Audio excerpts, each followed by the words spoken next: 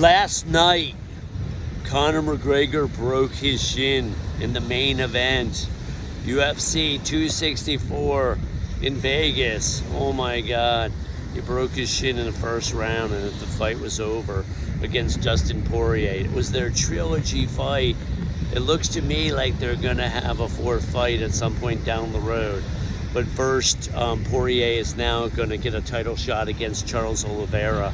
UFC MMA is just really getting more and more popular.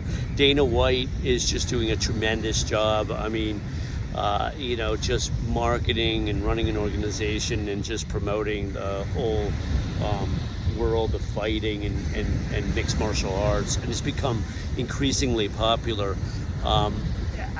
It's amazing. It's like gladiators. I guess it's been around since human history here.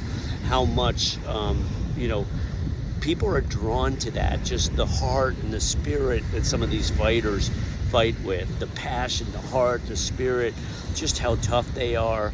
McGregor's a showman, so he's worth hundreds of millions of dollars already. Because he's got so much personality and he's such a showman. But then you got a guy like Dustin Poirier who's just a solid dude and goes about his business and trains hard, fights hard, and does everything hard. Doesn't have the same kind of personality, so he's not quite worth the same.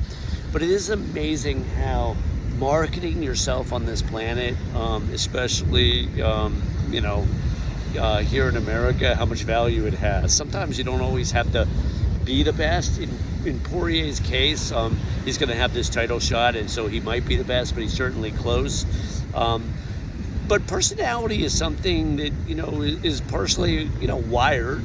Some of us have more than others based on our genetics and our early conditioning. I always talk about hard wiring. By the time you're 11, 12, 13, you have certain personality traits that are relatively stable across time, but it's also something we can develop, by just a little bit of trial and error and just being more playful. And it's something I remind people of, to try things out, to do things differently, to explore, to say it different, to do it different, eat with your other hand. I always say something like that as a way of training the other side of your brain.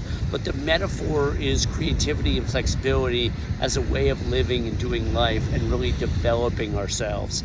And a guy like Conor McGregor might have it naturally, but it's definitely something we can develop as well. We may never be Conor, but we can develop a little bit more, sort of like, gamesmanship and playfulness and the ability to sort of turn it on when we need to. Hey, I'm Dr. Brett.